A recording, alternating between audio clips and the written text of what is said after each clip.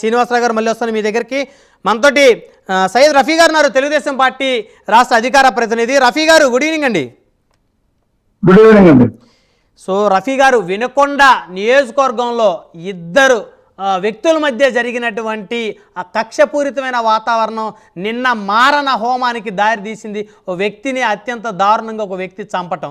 ఇద్దరు కూడా మైనార్టీ సామాజిక వర్గానికి చెందినటువంటి వ్యక్తులు. అయితే వారిద్దరికి చెరొక పార్టీ రంగు పులిమి, ఇది రాజకీయ కక్షలుగా దీన్ని ప్రమోట్ చేస్తున్నారని చెప్పేసి స్థానికంగా కూడా చర్చ జరుగుతూ ఉంది. అయితే ఈ విధంగా మాట్లాడిన ఎస్పీ గారు కానీ, అదేవిధంగా స్థానిక ఎమ్మెల్యే కానీ, అదేవిధంగా ఇప్పుడు మాట్లాడుతున్న వినుకొండ నియోజకవర్గ జనసేన నాయకులు కానీ, ఇది వ్యక్తిగత కక్ష, దీనికి రాజకీయ రంగు పొలమొద్దు అని చెప్పేసి చెప్తా ఉన్నారు. హంతకుని ఖచ్చితంగా శిక్షిస్తామంటున్నారు.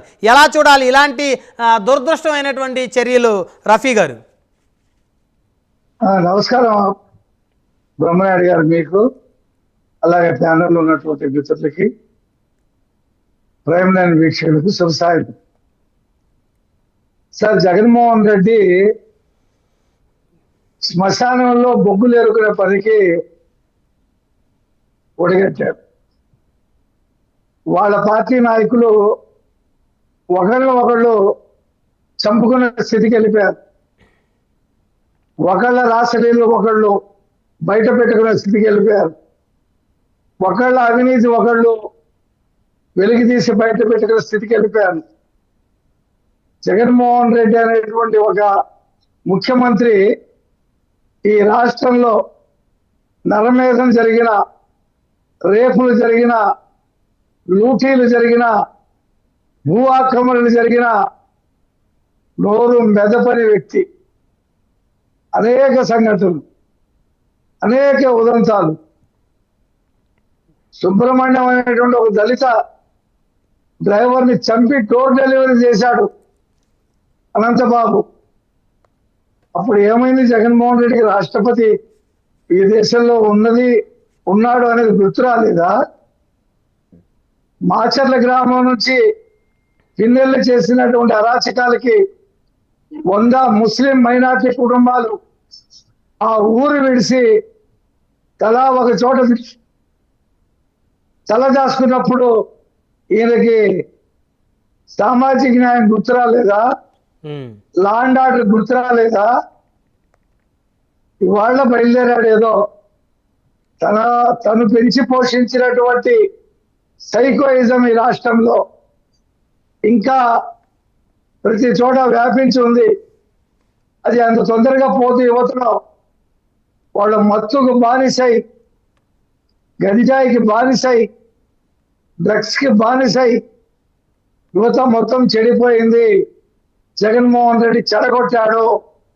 దాని ఫలితంగానే ఈ రాష్ట్రంలో లా అండ్ ఆర్డర్ పరిస్థితి. 5 రోజుల్లో ఈ పరిస్థితి మొత్తాన్ని మనం కంట్రోల్ చేయగలమా?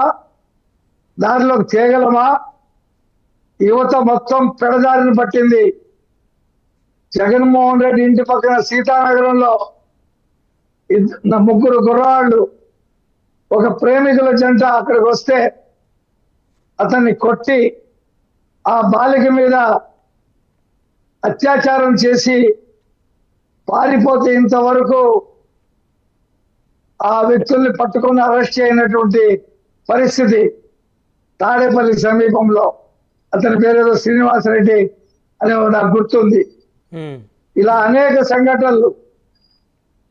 చిన్న పిల్లవాడు 10th క్లాస్ చదువుతున్నటువంటి పిల్లవాడిని రేపల్లిలో అమర్నాథ్ అనేటువంటి కుర్రవాడిని వాళ్ళ అక్కని వేధిస్తున్నారని చెప్పి ఆ పిల్లవాడు అడిగినందుకు చెట్టుకు కట్టేసి కాల్ చేసినప్పుడు ఈ జగన్మోహన్ రెడ్డికి రాష్ట్రపతి, ప్రధానమంత్రి గుర్తుకు రాలేదా?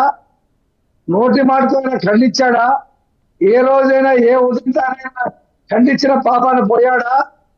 ఇవాళ తగుదనమ్మా అంటూ బెంగళూరు నుంచి పరిగెత్తుకొని వస్తాడా? వచ్చి అక్కడ శ్మశానంలో బొంగులు ఎరుగునే పని చేస్తాడా? అక్కడ 144 సెక్షన్ ఉంది వినుకొండలో. ఇందాక ఎస్పీ గారు చెప్పాడు 144 సెక్షన్ లో ఎలా వెళ్తాడు? ఏం చేస్తాడు? ప్రజలు అసహించుకుంటున్నారు. అతన్ని చీత్కరించారు, తిప్పి కొట్టారు. అయినా సిగ్గు ఎగ్గు అంటే లేకుండా రఫీ గారు వెళ్ళకూడదా? ఒక మాజీ ముఖ్యమంత్రి ఈ ఘటన జరిగిన ప్రదేశానికి వెళ్ళే హక్కు లేదా? ఒక శాసనసభ్యుడిగా ఉన్నాడు ఆయన మళ్ళీ. 144 సెక్షన్ లో ఉండి రెచ్చగొడతాడా? ఇంకా వెళ్ళి 144 సెక్షన్ ఉండగా ఆ ఊర్లో శాంతి భద్రతలు కాపాడొద్దా? ఇతను చేసేదేంటి? హెలికాప్టర్ వేసుకుని నెల్లూరు వెళ్ళి పిన్నెల్లి రామకృష్ణారెడ్డిని అడ్డంగా ఎలా సమర్థించాడు? ఈవీఎం పగలగొట్టిన తప్పు లేదని మాట్లాడాడు. అతను సౌమ్యుడు అన్నాడు. అతన్ని 307 అతని మీద ఎవరు పెట్టారు? ఎన్నికల సమయంలో ఒక సిఐని చంపబోతే అతను పెట్టాడు కేసు. కోలుకున్న తర్వాత తెలుగుదేశం వాళ్ళు ఎవరు ఎట్లా సిగ్గు ఎగ్గు లేకుండా నెల్లూరు వెళ్ళి మాట్లాడినట్టే ఈ రోజు వినుకొండ వెళ్ళి మాట్లాడతాడు. మా ప్రభుత్వం చూస్తూ ఊరుకోదు. ఇతను రెచ్చగొడితే మేము చూస్తూ ఊరుకోం. ఇవాళ అతను ఏంటో అనుకుంటున్నాడు. ఎన్నికల అనంతరం మా పార్టీ కార్యకర్తల్ని ముగ్గురిని చంపారు వైసీపీ నాయకులు. కర్నూలులో, నెల్లూరులో. మీ పార్టీ వాళ్ళు ఎవరు చంపలేదా? ఏమండి? మీ పార్టీ నాయకులు ముగ్గురిని ఎన్నికల తర్వాత చంపారు వైసీపీ వాళ్ళు అంటున్నారు కదా. మీ పార్టీ వాళ్ళు ఎవరిని, వైసీపీ వాళ్ళని ఎవరిని ఏం చేయలేదా? మేము ఎవరిని చంపలేదు. వాళ్ళకి వాళ్ళే కొట్టుకొని చంపారు. ఈ వినుకొండ సంఘటన అంటే ఇద్దరు ముస్లిం మతానికి చెందిన వాళ్ళిద్దరూ కూడా గతంలో కొట్టుకున్నారు, కేసులు పెట్టుకున్నారు, ఒకరిని చంపుకోపోయారు. ఇందులో ఒకడు ఎన్నికల అనంతరం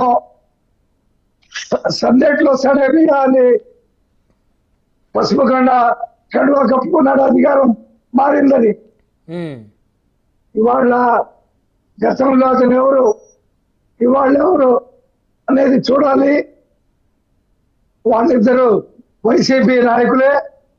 వైసీపీ నాయకులు దీంట్లో జగన్మోహన్ రెడ్డి శవ రాజకీయం చేయడానికి బయలుదేరాడు. ఆంధ్రప్రదేశ్ ప్రజలు ఇలాంటి శవ రాజకీయాల్ని ఒప్పుకోరు, తిప్పి కొడతారు. అతనికి అవకాశం ఇచ్చే మా ప్రభుత్వం ఆ అవకాశం అతనికి ఇవ్వదు. రైట్, మళ్ళీ వస్తాను రఫీ గారు. మనతోటి చంద్రగిరి యేసరత్నం గారు, వైఎస్ఆర్ కాంగ్రెస్ పార్టీ సీనియర్ నేత, ఎమ్మెల్సీ, అదేవిధంగా మాజీ డిఐజీ గారు జాయిన్ అయ్యారు. రైట్, యేసరత్నం గారు మీ దగ్గరికి వచ్చే ముందు ఒకసారి ఆంజనేయ రెడ్డి గారితో మాట్లాడదాం. ఆంజనేయ రెడ్డి గారు భారతీయ జనతా పార్టీ సీనియర్ నాయకులు. గుడ్ ఈవినింగ్ అండి. నమస్కారం, అందరికీ నమస్కారం. చర్చలో పాల్గొంటున్న పెద్దలందరూ కూడా నమస్కారం. సో ఆంజనేయ రెడ్డి గారు, నేను ఒకటే స్ట్రైట్ గా, మీరు దాదాపు 40 సంవత్సరాల నుంచి రాజకీయాలు చూస్తూ ఉన్నారు. దాదాపు 30 సంవత్సరాల క్రితం ఎమ్మెల్యేగా పోటీ చేసి దాదాపు ఒక 250-300 ఓటుతో ఓడిపోయిన పరిస్థితి.